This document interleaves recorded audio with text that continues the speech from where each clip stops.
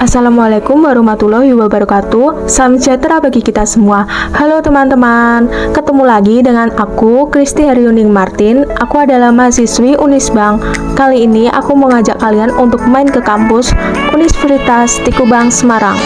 Universitas Tikubang Semarang yang berlokasi di Ibu Kota Jawa Tengah merupakan salah satu PTS yang berbasis entrepreneurship dengan dukungan teknologi informasi dan komunikasi, memberikan kemudahan bagi mahasiswa untuk beraktivitas.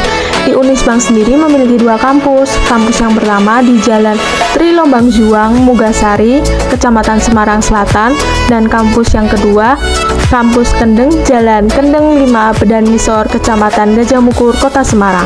Kali ini aku mengajak teman-teman berkunjung di kampus kedua, Kampus Kendeng. Sebelum memasuki wilayah kampus, kita diwajibkan dicek suhu tubuh dan selalu mematuhi protokol kesehatan. Ini adalah perjalanan menuju ke wilayah kampus Universitas Tikubang Semarang. Dan dilihat teman-teman, wilayah kampus Universitas Tikubang Semarang masih terlihat asri, sangat teduh dan sangat nyaman. Universitas Tikubang Semarang merupakan perguruan tinggi swasta yang berbasis entrepreneurship yang memiliki 6 fakultas dengan 12 program studi. Fakultas Ekonomika dan Bisnis merupakan fakultas yang banyak diminati dan berbasis akreditas A. Mari teman-teman ikuti aku untuk memasuki wilayah kampus Universitas Tikubang Semarang. Sebelum masuk wilayah kampus, kita diwajibkan untuk mencuci tangan dengan sabun selama 30 detik dan selalu mematuhi protokol kesehatan. Setelah kita mencuci tangan, kita memasuki ruangan screening bilik disinfektan agar kita terhindar dari penyakit virus corona. Dan selama di wilayah kampus Universitas Tikubang Semarang, mematuhi protokol kesehatan dengan ketat dengan cara 5M, menjaga jarak, memakai masker, mengurangi kerumunan, dan mengurangi mobilitas. Mari teman-temanku ajak memasuki gedung Fakultas Ekonomika dan Bisnis di Unisbank. Aku memiliki informasi sedikit ya teman-teman bahwa kampus Universitas Tikubang Semarang memiliki 9 lantai dan gedung kampus tertinggi di wilayah Jawa Tengah. Yuk, ku ajak ke lantai 9. Di mana di lantai 9 ini memiliki pemandangan dan ini adalah gedung Sasana Kridangga dan di mana gedung yang sangat luas yang dibuat untuk acara penting seperti wisudawan, acara seminar, dan lain-lain yang memiliki tempat yang sangat luas dan memuat banyak puluhan orang.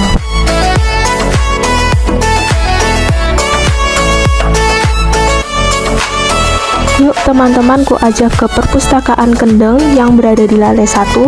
Perpustakaan Unisbank ini memiliki layanan BI Corner yang bekerja sama dengan Perpustakaan Bank Indonesia yang menyediakan koleksi berkaitan dengan perbankan. Dan BI ini juga sering memanfaatkan penggunaan perpustakaan untuk kegiatan diskusi, kuliah di kelas, dan mencari referensi. Sekian teman-teman sudah mengikuti aku mengunjungi kampus Universitas Tikubang Semarang yang berada di Jalan Kendeng 5, Bedan Misor, Kecamatan Gajah Mukur, Semarang. Ayo bergabung dan daftarkan diri kalian untuk menjadi mahasiswa Universitas Tikubang Semarang. Kuliah di Universitas Tikubang Semarang, langkah pasti jadi sarjana dan wirausaha. Assalamualaikum warahmatullahi wabarakatuh. Salam sejahtera bagi kita semua. Halo teman-teman, perkenalkan nama saya Kristi Haryuning Martin, NIM 1905520003 dari kelas D1 Akuntansi. Di sini saya akan memberikan video pembelajaran tentang interogasi untuk memenuhi UAS audit investigatif yang diampu oleh Bapak Arif Himawan Dwi Nugroho, SE, AK, ME, CA, CPA dari Fakultas Ekonomika dan Bisnis Universitas Tikubang Semarang. Selanjutnya yang saya akan bahas ada 3 pokok pembahasan. Yang pertama, definisi, yang kedua, langkah-langkah interogasi, yang ketiga, non-verbal behavior.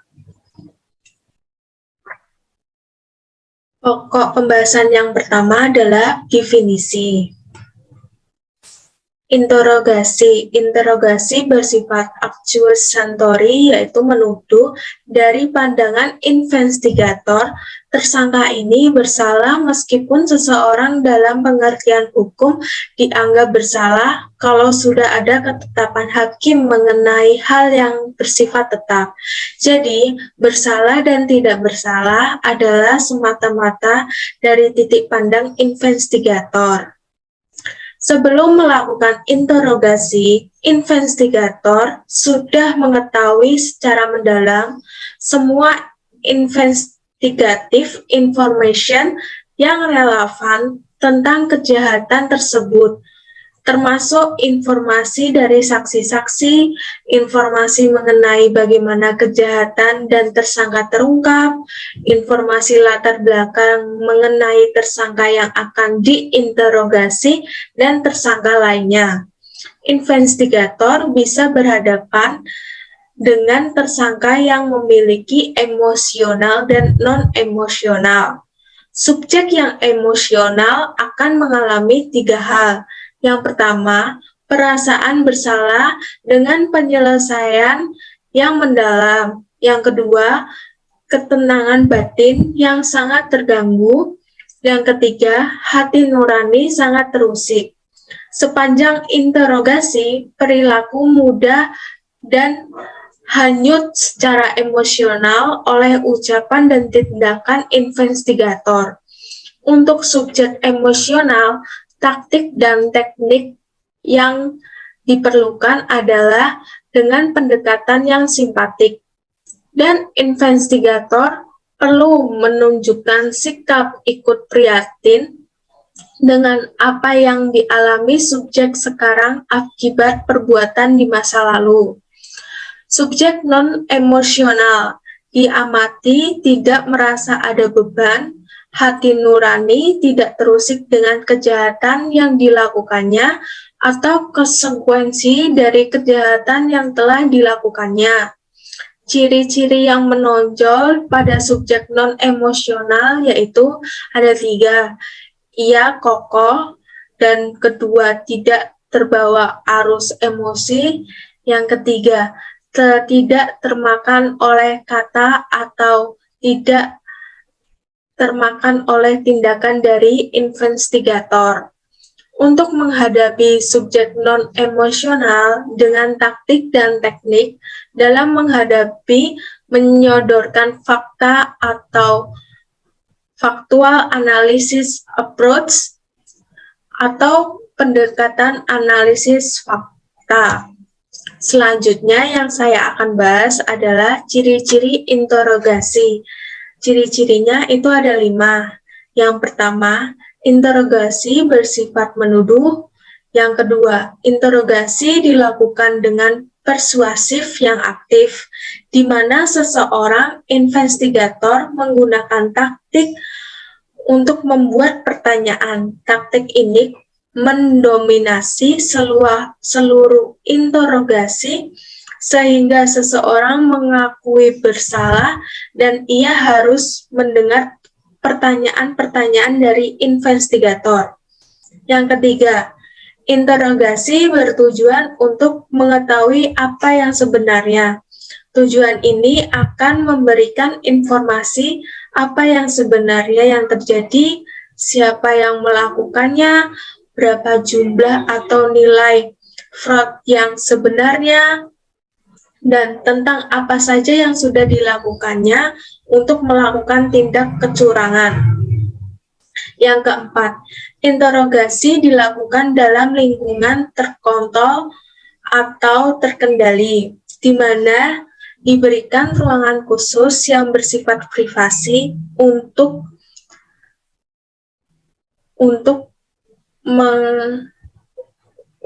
dan tidak terganggu oleh orang yang lalu lalang dan berfokus pada investigator dan si pelaku. Yang kelima, investigator tidak boleh membuat catatan sampai sesudah tertuduh menceritakan apa yang sebenarnya dan ketetapan hati untuk tidak bersingkut dari posisi itu. Dengan membuat catatan terlalu dini akan mengingatkan tertuduh bahwa keterangan akan merugikan dirinya. Selanjutnya saya akan membahas langkah-langkah interogasi. Pokok pembahasan selanjutnya adalah langkah-langkah interogasi. Langkah-langkah interogasi. Langkah yang pertama, direct positive confrontation. Pada awal interogasi, tersangka mengamati investigator secara seksama. Ia menilai apakah investigator yakni bahwa ia bersalah. Jika ia mendapat kesan atau sekecil apapun bahwa investigator tidak yakin akan kesalahannya, ia tidak akan mengakui. Langkah pertama ini tanpa keraguan si investigator membuktikan sangkaan secara langsung dengan mengkonfirmasi tersangka secara tegas dan memberi pembukuan awal memulai interogasi. Lalu investigator memulai dengan interogasinya dengan pertanyaan yang mengesankan di mana si investigator yakin bahwa tersangka itu bersalah dan memberikan jeda yang diberikan disebut behavior pause yang bertujuan perilaku ini adalah mengevaluasi tanggapan verbal dan nonverbal si tersangka terhadap direct positive confrontation. Tanggapan verbal dan nonverbal dalam jeda perilaku ini memberikan dua tanggapan. Yang pertama, petunjuk kepada investigator apakah tersangka bersalah atau tidak. Yang kedua, kemampuan untuk melihat dan mengerti secara tajam mengenai bagaimana investigator harus melanjutkan investigasinya. Selanjutnya, tersangka yang bersalah yaitu menghindari kontak mata dengan investigator yang menunjukkan tersangka menyiapkan jawaban-jawaban verbal yang kemungkinan besar bukan jawaban sama sekali. Jika tersangka juga menunjukkan tanda-tanda yang bersalah, seperti mengubah postur tubuh, menyilangkan tunai, terus duduk atau bersandar jauh dari ke belakang seolah-olah menjauh dari investigator, itu merupakan ciri-ciri tersangka yang memberikan gerak-gerik bahwa dia sudah bersalah. Tersangka yang bersalah juga memberikan gerak-gerik bersifat tatapan mata yang memelas atau jawaban yang nyaris tidak terdengar, atau ia menanyakan sesuatu dengan penuh keraguan dan tidak jelas. Juga mendramatisir gerak-gerak fisik yang menggerakkan kepala ke depan dan ke belakang, menyisir atau bahkan mengacak rambutnya untuk menghindari kontak mata dengan investigator. Sesekali tersangka berbicara dengan nada keras atau berteriak untuk mengintimidasi investigator untuk mengakhiri interogasinya. Tersangka yang bersalah tidak akan menyerah dan langsung mengakui kesalahannya, sehingga investigator pun memujuk tersangka dan menyediakan pintu keluar, di mana salah satu sarana baginya untuk memberi kesan bahwa ini adalah cara yang terbaik untuk mengakui kesalahannya.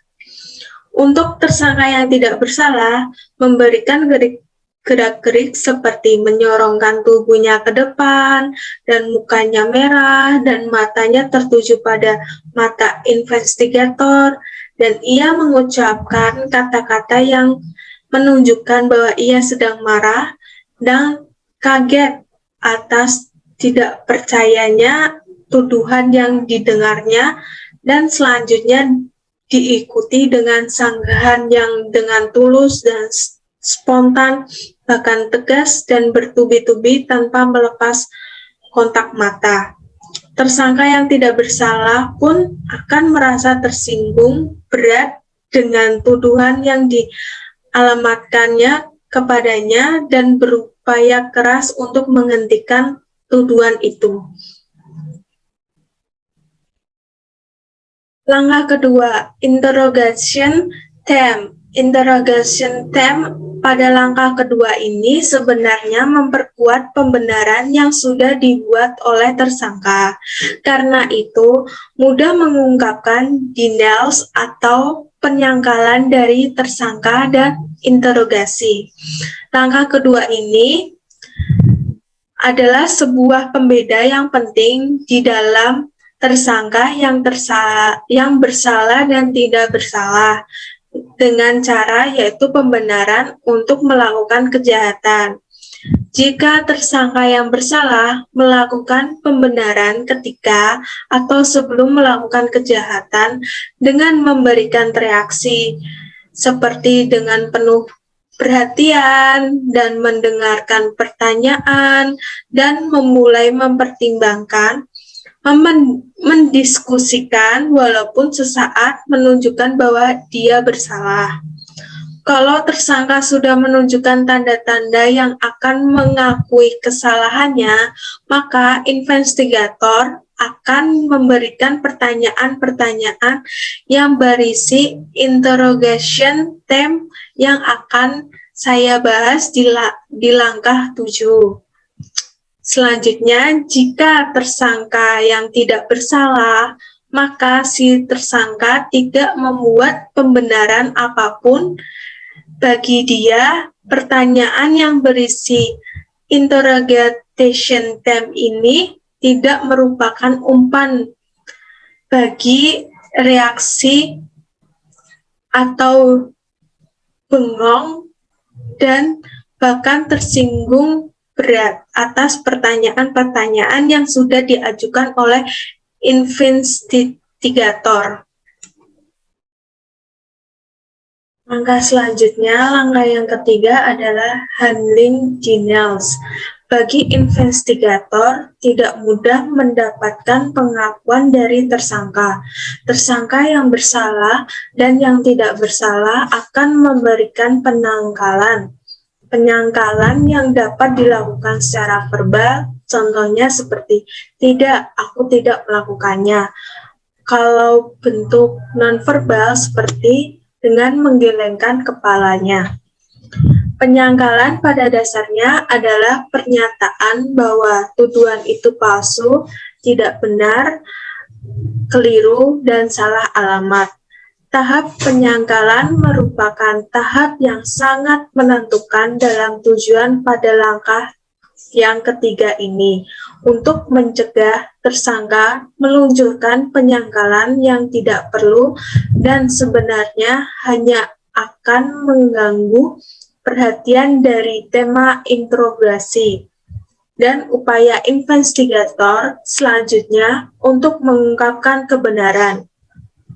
Kemudian, ada satu kenyataan hidup yang merupakan bagian alamiah manusia, yaitu semakin sering tersangka yang bersalah memberikan penyangkalan, semakin berkurangnya kemudian ia akan menyatakan kebenaran.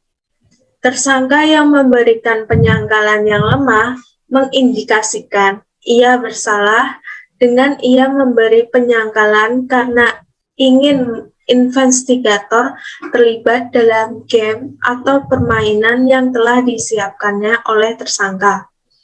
Tersangka yang bersalah ingin mengetahui apa saja yang diketahui investigator tentang dirinya sehingga ia membaca situasi. Karena itu, tersangka yang bersalah umumnya memulai mendengar informasi-informasi yang merugikannya dengan cermat ketika investigator membeberkan kesalahan si tersangka. Karena itu, investigator harus cekatan meluncurkan pertanyaan transisi kalau tersangka mengajukan penyangkalan yang lebih tegas dan mantap. Investigator harus menilai kembali apakah tersangka yang bersalah atau masih ada kemungkinan tersangka tidak bersalah. Langkah selanjutnya, langkah yang keempat adalah overcoming objection. Dalam langkah keempat ini, investigator berupaya mengatasi benteng pertahanan dari kedua isi tersangka. Benteng pertahanan pertama adalah penyangkalan dan yang kedua adalah keberatan. Dengan perubahan taktik ini, tersangka mengharapkan dapat mengambil alih kendali percakapan sehingga melemahkan keyakinan investigator bahwa ia memang bersalah. Denials atau penyangkalan adalah strategi pertahanan yang secara alamiah dan digunakan oleh orang yang bersalah dan tidak bersalah. Objection, yaitu atau keberatan, adalah strategi menyerang yang selalu digunakan pada tersangka yang bersalah. Pada langkah ini memanfaatkan keberatan-keberatan diajukan tersangka untuk meyakinkan menceritakan apa yang sebenarnya terjadi. Langkah keempat ini ada 3 objek. Yang pertama, mengenali keberatan. Yang kedua, menghargai keberatan. Yang ketiga, membalikan keberatan. Yang saya akan jelaskan satu persatu. Yang pertama, mengenali keberatan. Keberatan kadang dapat dikenali dengan mudah, misalnya dalam kasus fraud yang melibatkan petugas bank, investigator akan sering mendengar, simpanan saya di bank banyak sekali, mengapa saya harus melakukan hal itu? Atau, kalau saya mau, saya tinggal minta saja ke papi, seolah-olah seorang orang miskin yang melakukan fraud atau yang melakukan fraud di bank. Yang kedua, menghargai keberatan. Menghargai keberatan ini istilahnya bermakna bahwa investigator tidak menolak keberatan yang diajukan tersangka. Ia bahwa menghargai tersangka yang menyampaikan keberatannya. Investigator tidak boleh membantahnya. Yang ketiga, membalikan keberatan. Investigator harus memanfaatkan keberatan yang diajukan tersangka, kemudian membalikan keberatan itu dan kembali ke tema interogasinya. Selanjutnya, langkah ke-6, handling the suspect passive mood. Dalam tahap ini, investigator seharusnya berhasil menjalin hubungan yang baik dengan tersangka. Hubungan yang baik dalam hal ini berarti tersangka percaya investigator jujur, investigator berusaha keras mencari kebenaran dan membantu mengungkapkan kebenaran. Dan investigator mulai mengarah pada suatu pokok tertentu dari tema yang dikembangkan. Investigator menunjukkan empatinya terhadap tersangka dengan sikap siap membantu. Dengan cara investigator mengajukan berbagai alasan untuk menjelaskan motif dari perbuatan tersangka sambil mengamati perilaku tersangka untuk menentukan alasan yang diterima dan yang ditolak. Dalam langkah ini ada 4 tanda-tanda fisik yang menunjukkan restinetation. Yang pertama, perubahan dalam posisi lengan dan tungkai. Yang kedua, sikap nonverbal yang menandakan persetujuan. Yang ketiga, perubahan dalam postur. Yang keempat, perubahan dalam kontak mata. Mari saya bahas yang pertama, perubahan dalam posisi lengan dan tungkai. Pada dasarnya adalah perubahan yang menunjukkan tersangka lebih terbuka dan membuka pertahanannya. Sikap bertahan ditunjukkan dengan menyilangkan tangan ke dada dan menyilangkan satu tungkai ke lainnya.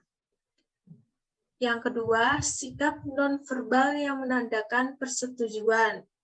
Kepala mengangguk-angguk, mendengarkan pertanyaan berisi tema-tema yang dibuat investigator untuk menunjukkan ia setuju dengan perkataan investigator, merupakan sikap non-verbal menandakan persetujuan. Yang ketiga, perubahan dalam postur. Perubahan dalam postur ini mengubah postur tubuh, khususnya yang ke arah posisi investigator, mengarah ke depan atau formal alignment. Perubahan postur dengan kepala tertunduk dan tubuh membungkuk juga merupakan pertanda bahwa ia siap menceritakan kebenaran. Yang keempat, perubahan dalam kontak mata. Tanda-tanda yang sangat dipercaya bahwa tersangka sering mempertimbangkan untuk menceritakan kebenaran adalah ekspresi wajah, khususnya kontak mata. Dalam kondisi withdrawal, ia melihat ke langit-langit atau ke samping. Ketika memasuki destination, matanya menatap ke bawah, sering dengan kepala yang tertunduk. Perubahan tatap mata menandakan bahwa tersangka dalam feeling mood, di mana tersangka dalam suasana batin yang penuh perasaan, ia mengalami emosi yang signifikan.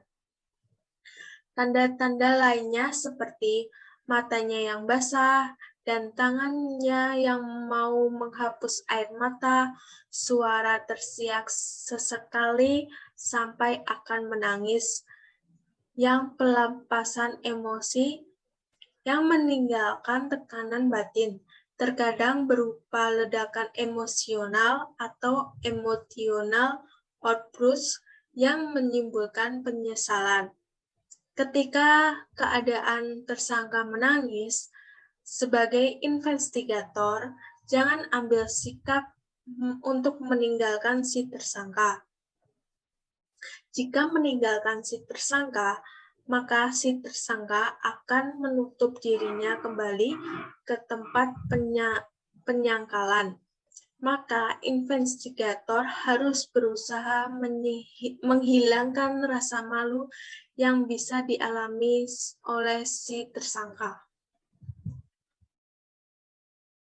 Selanjutnya, langkah yang ketujuh, presenting the alternative question. Pola pertanyaan yang digunakan dalam langkah 7. Investigator menanyakan, apakah ini pertama kalinya Anda melakukan hal tersebut atau sudah kesekian kalinya? Investigator tidak boleh mengajukan pertanyaan alternatif tertentu sebagai berikut.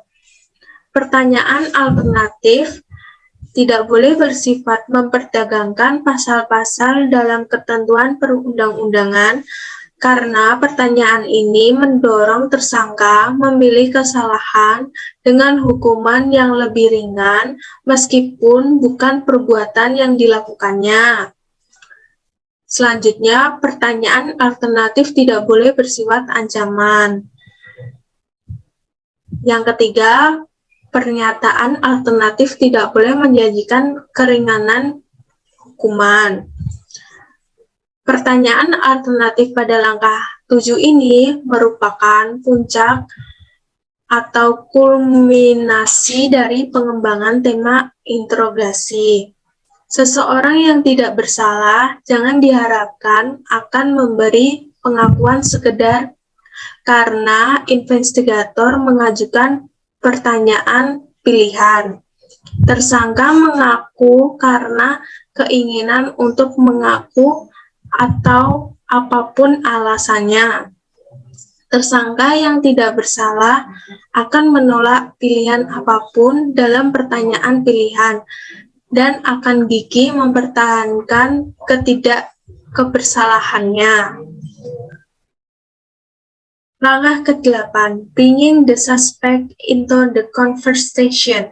Dalam langkah ini, tersangka diarahkan untuk menceritakan perincian dari perbuatannya yang pada akhirnya akan dirumuskan menjadi pengakuan yang bisa diterima sebagai bukti hukum. Perincian ini berupa keterangan di mana uang disembunyikan, keterangan mengenai rekening bank, siapa saja yang terlibat dalam kejahatan, motif tersangka, dan lain-lain.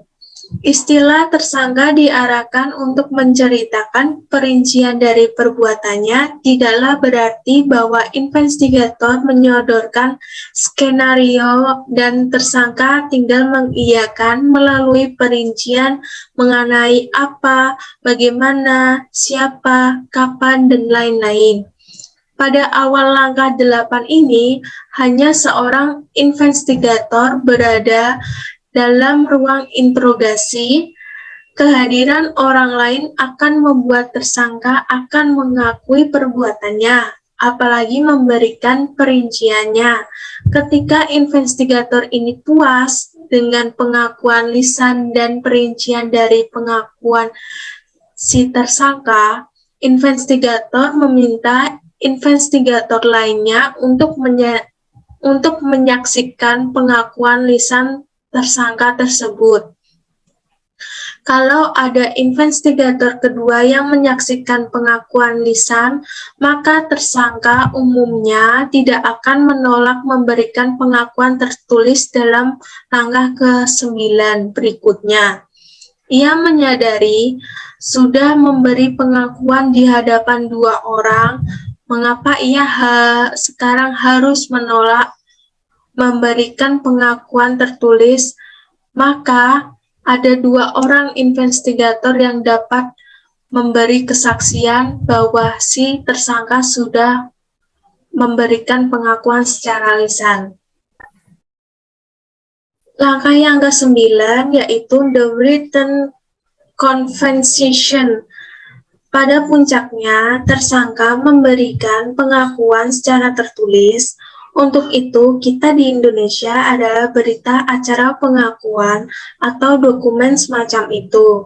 Di Indonesia, investigator sering melakukan interogasi sambil mengetik jawaban tersangka menurut persepsi investigator.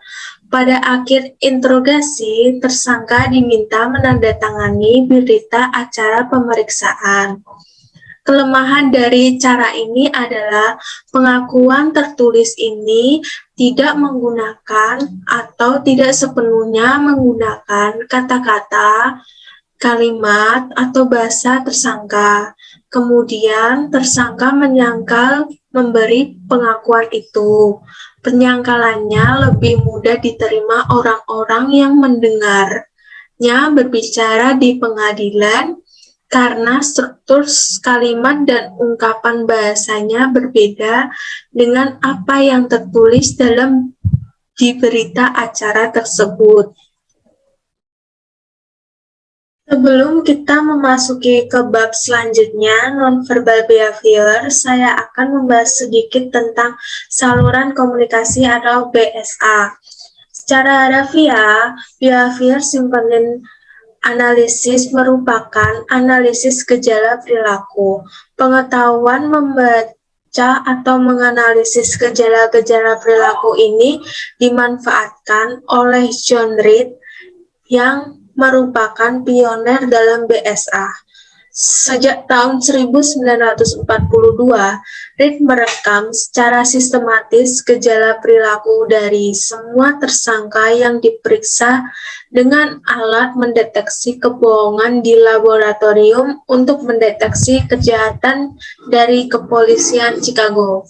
Dalam tahun 1990, Reed meraih 2 hadiah pemerintah untuk meneliti secara khusus perbedaan antara perilaku tersangka yang menceritakan kebenaran dan kebohongan di luar lingkup pemakaian poligraf.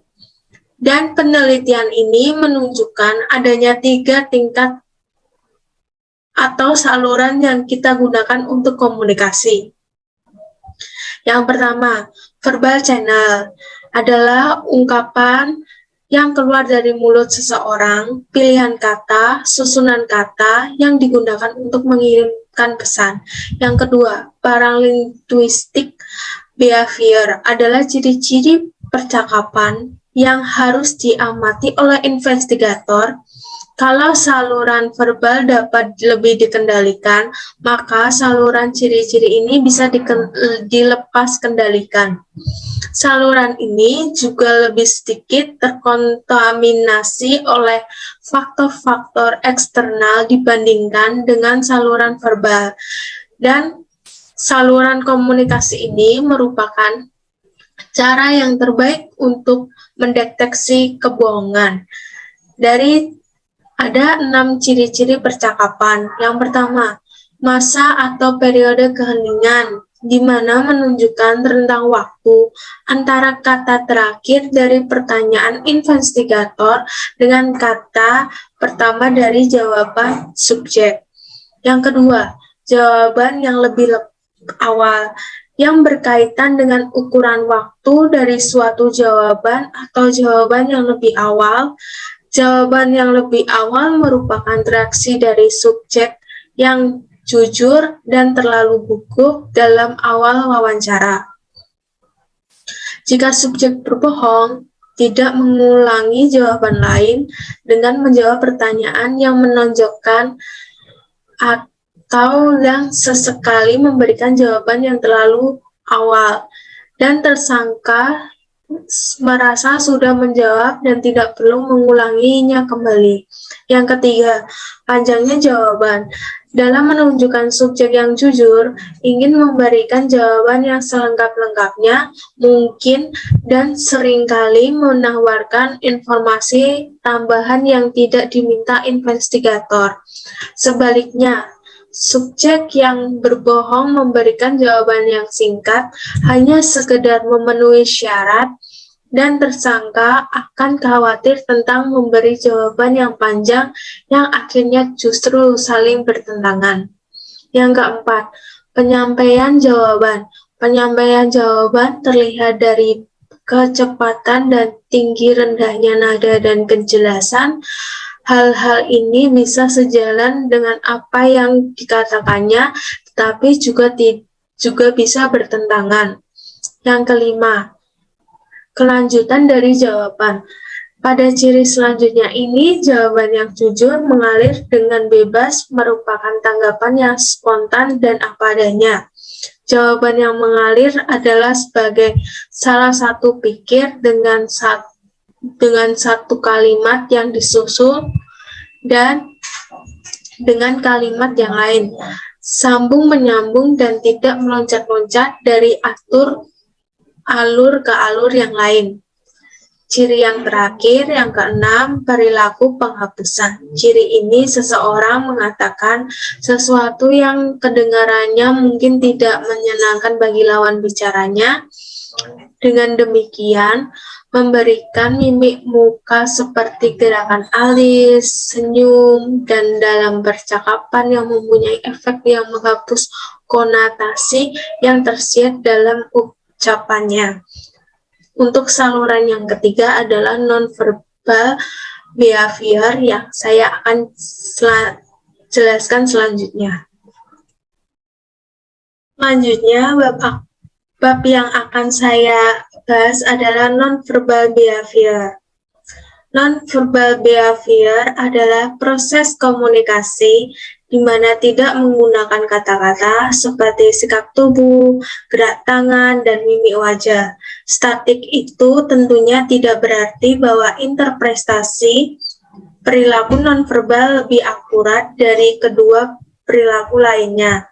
Perilaku nonverbal cukup rumit untuk dievaluasi, sering menimbulkan interpretasi yang keliru, dan evaluasinya harus dilakukan dalam konteks isi atau substansi verbal yang disampaikan pembicara atau subjek. Perilaku nonverbal yang saya akan bahas ada 4. Yang pertama, postur, gerak tangan, gerak kaki, mimik muka, dan mata. Selanjutnya adalah postur. Postur atau sikap ketika diwawancara mengungkapkan keterlibatan emosionalnya, rasa percaya diri, minat, pikiran yang melayang entah kemana atau cuek habis-habisan. Subjek yang jujur mempertahankan keterlibatan emosional, minat, percaya diri yang tinggi dalam menyampaikan pertanyaan sehingga disimpulkan perilaku nonverbal dari subjek jujur adalah tanpa gerak dan suara. Subjek yang berbohong terlihat dari gerak lamban seakan tidak berjiwa, terjambam dalam kursi sehingga disimpulkan perilaku nonverbal dari subjek berbohong adalah kemampuan mempertahankan postur tubuh tadi selama wawancara berlangsung statis dan tidak berubah. Selanjutnya, yang saya akan bahas adalah gerak tangan, gestur. Gerak tangan ini dibagi menjadi 3 jenis gerak. Yang pertama, subjek tetap tidak melibatkan dirinya, tidak ada gerak tangan sama sekali. Yang kedua, illustration behavior, di mana menunjukkan subjek yang jujur. Yang ketiga, adaptive behavior, menunjukkan perilaku yang menyesuaikan. Selanjutnya, gerak kaki. Gerak kaki bisa dilihat dari tiga pilihan. Yang pertama, ketika subjek menyilangkan satu tungkainya pada yang lain, ia mungkin menghentakkan satu kakinya ke tanah. Sering dilakukan menandakan bahwa ia sedang kecemasan. Yang kedua, ketika subjek memulai atau mengakhiri gerakan mendadak seiring dengan jawaban atas suatu pertanyaan, bisa merupakan indikasi bahwa tersangka berbohong. Yang ketiga, dengan menempatkan kaki dan mendorong punggungnya ke sandaran kursi dan disertai kursi berpijak pada 2 kaki yang belakangnya, sikap ini menunjukkan subjek berbohong di mana dilakukan sesaat sebelum atau selama berlangsungnya pertanyaan. Selanjutnya, mimik muka dan kontak mata. Berbagai ekspresi atau mimik muka disebabkan oleh subjek yang khawatir bahwa kebohongannya akan terungkap, ketidakpastian berhasilnya untuk menutupi kebohongan tersebut, atau mungkin kesadaran bahwa kebohongan yang terungkap sehingga ia siap mengakui kesalahannya. Kenyataannya bahwa ekspresi mukanya berubah sebenarnya sudah merupakan indikasi bahwa subjek berbohong. Sebaliknya, jika tidak ada perubahan mengindikasikan subjek itu jujur. Sekian presentasi yang saya berikan dan semoga video pembelajaran ini bermanfaat bagi teman-teman semua. Sebelum saya akhiri, saya akan memberikan motivasi, yaitu lawan kesedihanmu dengan keharapan, lawan ketakutanmu dengan persiapan, lawan kegagalanmu dengan ketekunan. Yakinlah bahwa semua akan indah pada waktunya. Tetap semangat. Terima kasih.